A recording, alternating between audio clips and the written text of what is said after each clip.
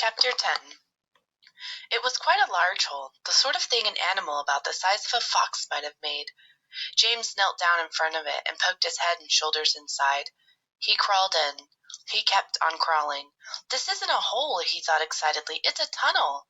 The tunnel was damp and murky, and all around him there was the curious, bittersweet smell of fresh peach.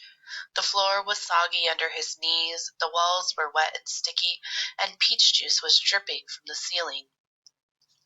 James opened his mouth and caught some of it on his tongue. It tasted delicious. He was crawling uphill now, as though the tunnel were leading straight towards the very center of the gigantic fruit. Every few seconds he paused and took a bite out of the wall. The peach flesh was sweet and juicy and marvelously refreshing. He crawled on for several more yards, and then suddenly, bang!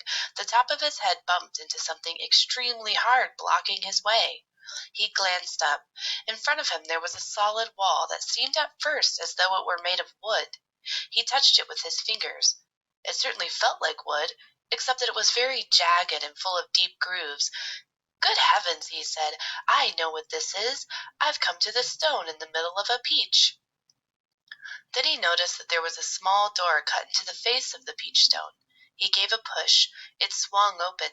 He crawled through it, and before he had time to glance up to see where he was, he heard a voice saying, "Look who's here," and another one said, "We've been waiting for you."